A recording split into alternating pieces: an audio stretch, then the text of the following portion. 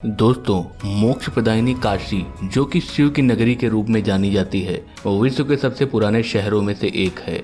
भारत की यह जगत प्रसिद्ध प्राचीन नगरी गंगा के उत्तरी तट पर उत्तर प्रदेश के दक्षिण पूर्वी कोने में वरुणा और असी नदियों के गंगा संगमों के बीच बसी हुई है। विश्व के सर्वाधिक प्राचीन ग्रंथ ऋग्वेद में इसका उल्लेख मिलता है।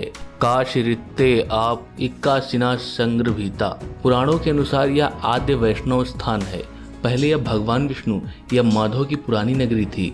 जहाँ श्री हरि के अश्रु गिरे थे, वहाँ बिंदु सरोवर बन गया है और प्रभु यहाँ बिंदु माधव के नाम से प्रतिष्ठित हुए। ऐसी एक कथा है कि जब भगवान शंकर ने क्रुद्ध होकर ब्रह्मा जी का 5वां सिर काटा था, तो वह उनके करतल से चिपक गया था। 12 वर्षों तक अनेक तीर्थों में भ्रमण करने पर भी वह सर उनसे अलग नहीं हुआ, किंतु जैसे ही उन्होंने काशी की सीमा में प्रवेश किया, ब्रह्म हत्या ने उनका पीछा छोड़ दिया। वह कपाल भी उनसे अलग हो गया। जहाँ यह घटना घटी, वह स्थान कपाल मोचन तीर्थ कहलाया। महादेव को काशी इतनी अच्छी लगी, उन्होंने इस पावनपुरी को विष्णु जी से नित्य आवास के लिए मांग लिया। तब से काशी उनका निवास स्थान बन गया। यह भगवान शिव के 12 ज्योतिर्लिंगों में से एक है। यहाँ पे भगवान शिव वाम रूप में माँ भगवती के साथ विराजमान है। ऐसा कहा जाता है कि इस मंदिर के दर्शन और माँ गंगा में स्नान करने से मोक्ष की प्राप्ति होती है। काशी तीनों लोकों में से सबसे सुंदर नगरी है, जो भगवान शिव के त्रिशूल पर विराजती है। इसे आनंदवन, आनंद कानन, अविमुक्त क्षेत्र और काशी आदि नामों से स्मरण किया जाता है। ऐसी मान्यता है कि जब पृथ्वी का निर्माण हुआ, तब सूर्य की पहली किरण काशी की धरती पर पड़ी। तभी से काशी ज्ञान और आध्यात्म का केंद्र बन गई। गंगा किनारे संकरी गलियों में स्थित काशी विश्वनाथ मंदिर, जो कि कई मंदिरों और पीठों से घिरा हुआ है। यहाँ पर एक कुआं है जो मंदिर के उत्तर में स्थित है, जिसे ज्ञानवापी की संज्ञा दी जाती है। मंदिर के ऊपर एक सोने का छत्र बना है। इस छत्र को चमत्कारी माना जाता है और इसे लेकर एक मान्यता है, अगर भक्त इस छत्र के दर्शन करने के बाद कोई कामना करते हैं, तो उसकी वो मनोकामना शीघ्र पूर्ण होती है। काशी विश्वनाथ में ज्योतिर्लिंग 2 भागों में है। दाहिने भाग में मां शक्ति के रूप में विराजमान है और दूसरी ओर भगवान शिव वाम रूप में विराजमान है। इसलिए काशी को मुक्ति का क्षेत्र भी कहा जाता है। श्रृंगार के समय सारी मूर्तियां पश्चिम मुखी होती हैं। यह ज्योतिर्लिंगों में शिव और शक्ति दोनों के साथ ही विराजते हैं, जो अद्भुत है। ऐसा दुनिया में कहीं और देखने को नहीं मिलता है। बाबा विश्वनाथ के दरबार में तंत्र की दृष्टि से 4 मुख्य द्वार हैं, जिनका नाम शांति द्वार, कला द्वार, प्रतिष्ठा द्वार और निवृत्ति द्वार है। इन चारों द्वारों का तंत्र में अलग ही स्थान है।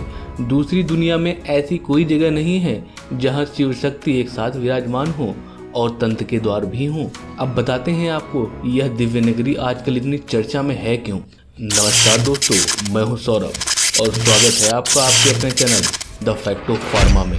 दोस्तों, इस वीडियो को अंत तक जरूर देखिएगा और चैनल पर यदि आप नए आए हैं तो चैनल को सब्सक्राइब कर बगल वाले बेल आइकन को सेलेक्ट कर दें, ताकि आपको ऐसी ही इन्फॉर्मेशनल वीडियोस और भी देखने को मिले। कमेंट में हर हर महादेव लिखना मत भूलिएगा। चलिए आज का वीडियो शुरू करते हैं।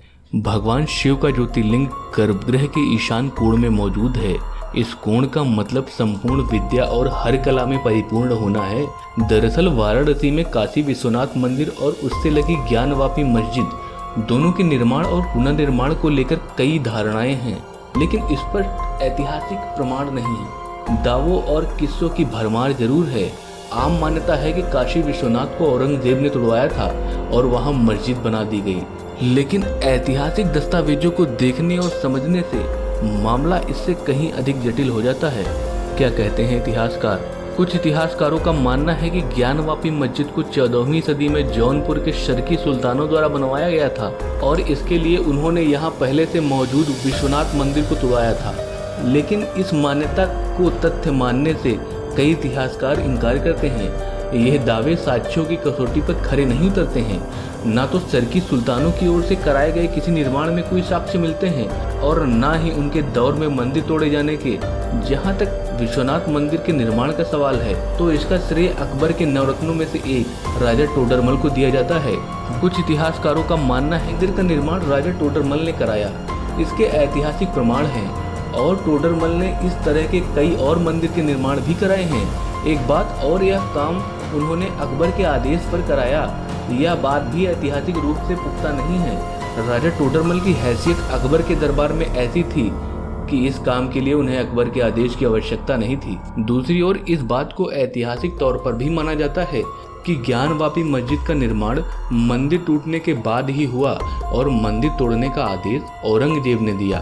1991 से पहले की याचिकाएं।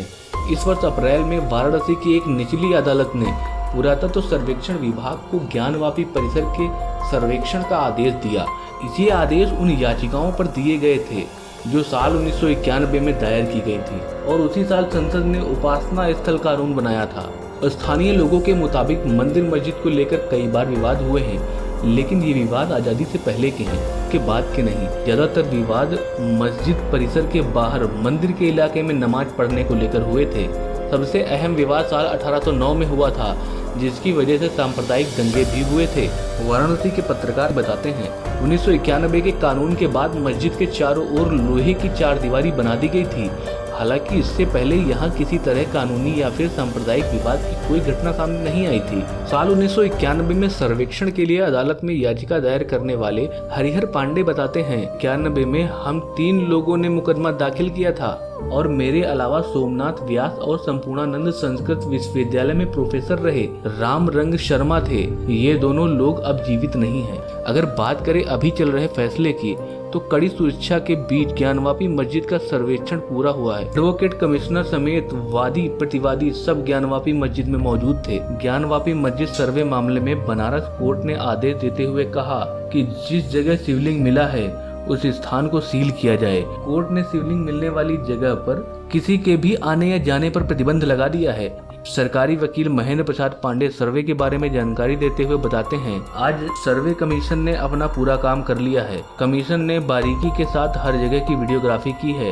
तीनों गुंबद, तहखाने, तालाब, हर जगह की रिकॉर्डिंग की गई है। कुएं में मिला शिवलिंग। कोर्ट में हिंदू महिलाओं का प्रतिनिधित्व करने वाले वकील ने दावा किया है कि मस्जिद परिसर के अंदर तालाब में एक शिवलिंग मिला है। तालाब का इस्तेमाल शुद्धिकरण के लिए किया जाता रहा होगा। यह वही शिवलिंग है जिसे अकबर के वित्त मंत्री राजा टोडरमल ने 1585 में स्थापित कराया था, जब उनके साथ बनारस के पंडित नारायण भट्ट भी थे। शिवलिंग का ऊपरी हिस्सा औरंगजेब की तबाही में क्षतिग्रस्त हो गया।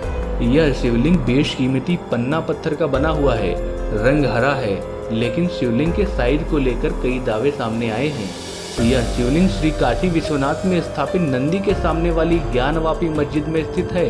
नंदी महाराज के सामने जो तहखाना है उसी के अंदर मस्जिद के बीचों बीच आज भी शिवलिंग दबा हुआ है। इसका अर्घा भी काफी बड़ा है। 30 साल पहले जब ताला बंद हो रहा था तब भी दिखा था शिवलिंग। श्री काशी विश्वनाथ मंदिर के पूर्व महंत डॉक्टर कुलपति तिवारी कहते हैं कि ज्ञानवापी मस्जिद में जिसे तहखाना कहा जा रहा है वह असलियत में मंदिर मंडप है। जो लोग भी तहखानों की बात कर रहे हैं वे सभी मंडप हैं। इन्हें तहखानों की बजाय मंडप कहें तो बेहतर होगा। दोस्तों, आपको काशी विश्वनाथ व आजकल जो सुर्खियों में काशी विश्वनाथ बना हुआ है उस पर आधारित यह वीडियो हमारी आपको कैसी लगी हमें नीचे कमेंट बॉक्स में ज़रूर बताइएगा। और ऐसे ही इन्फॉर्मेशनल वीडियोस देखने के लिए हमारे चैनल को सब्सक्राइब जरूर करिएगा और वीडियो को शेयर करना ना भूलें।